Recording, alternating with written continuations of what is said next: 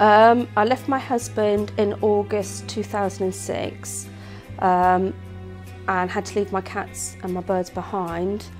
And basically, because my husband was neglecting the cats and to the point of using them for me to go back each time, he'd say, I haven't got any cat food, if you don't come and bring cat food then they're just going to starve, or I'm going away for the weekend, there's no one here to look after them, you've got to come back.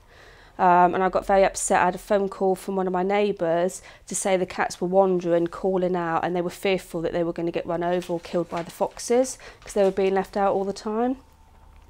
I was very upset at the refuge, and then that's when they said, we should have told you about the RSPCA. They would take your cats into technically foster care, and they phoned up Caroline, who's the coordinator, and she was absolutely brilliant, phoned me. We had numerous phone calls. Then I had to liaise with the RSPCA inspector to go up and rescue the cats myself. If I got them involved, then we would have had to got the police involved, which obviously I didn't want. So I had to go up there while my husband is at work, collect the cats, and then I met them at the Bristol motorway station for them to then take the cats on further to whoever was going to foster the cats. The inspectorate, because we're frontline staff and there's an inspector in every group area, we can obviously liaise together, but also be the ones to liaise between the pet retreat manager and the client. And obviously we know the area well, and we can help them feel secure about the fact that their animal is going to a fosterer in that area.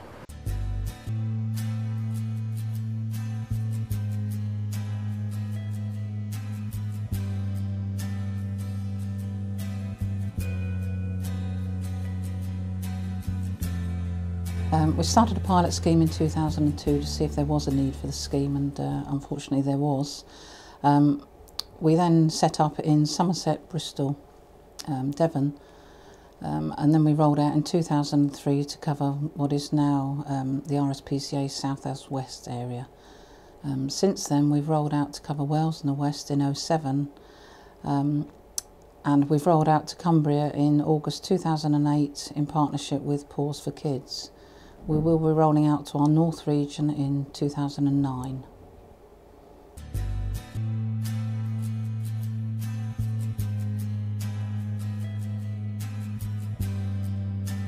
I got involved with fostering dogs about 12 months ago.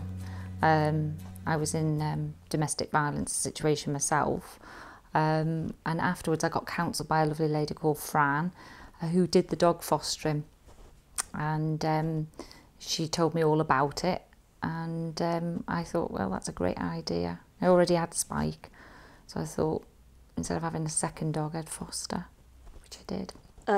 We were married nearly 2 years when I eventually left him, and it did take a lot, but the worst thing was actually staying away and not going back.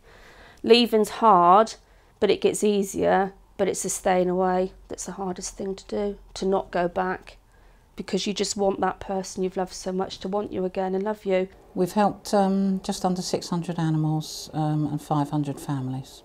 The RSPCA, we worked together. I think her name was Sue, used to ring up and speak to the RSPCA to ask how Lucky was. RSPCA would ring me, I'd talk to them and say, yeah, Lucky's doing fine, this is what she's been doing, this is what we've got her doing. Did write to her, but again, wrote to the RSPCA, they forwarded on my letter, told them a bit about myself and how far I'd come since my domestic violence, and that I, chose to put something back in. It's only a little, but it does help women to move forward and actually leave the perpetrator.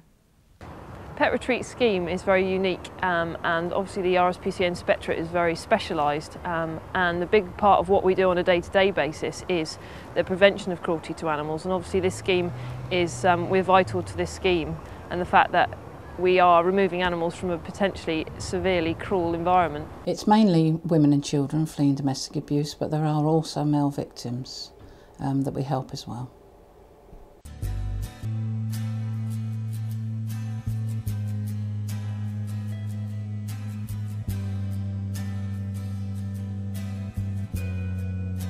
This lady for reasons that we probably will never know, decided one day that she wanted to leave the abusive situation.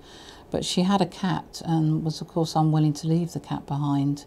She contacted us to see if we were able to take the cat in. Fortunately, we were able to take the cat in and foster it.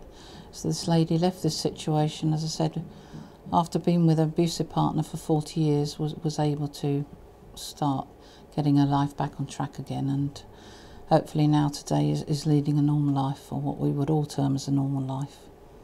Animals are used as a way of control, and many phone calls that I take as a counsellor are from women who basically say, you know, I can't leave because he'll kill the dog, or he'll do something to the dog. I can't leave because I've got nowhere to go. I could go into refuge, but the dog can't come with me. And that's where Dog Retreat comes in. You're able to say to that person, you can leave, we'll find somewhere for your dog. And I sent photographs. You can send photographs onto the RSPCA and everything. It's just a wonderful scheme, and it gives those women who need to leave the domestic a safe place for themselves and then for their animals. I was reunited with the cats last July. They came back and they relayed them all the way up from Bristol, which was absolutely fantastic. And as soon as the RSPCA van pulled up outside, I just burst into tears, because it was, as I say, the happiest thing ever. Having Archie was brilliant. Having the cat back just made our family complete again. This is a very sensitive situation, and which is why you know, we have certain people that are especially involved, like myself, in the scheme, that are used to working with these in these situations with these clients, and can obviously offer them a bit of experience with working in that situation. But it's still very similar in the fact that you're working with people and animals to make a better situation for both the humans and the animals. And I'd say I'm not a victim anymore, I'm a survivor. And that was probably one of the hardest things. But no, spite was never used. But he was a bully. My husband was a bully. And one point, you know, at the time when you're in a relationship, you don't realise, you just think, you know, it's not normal because they're very controlling. But Spike had done something wrong once, and holding him underwater in the pond would teach him a lesson in front of the children.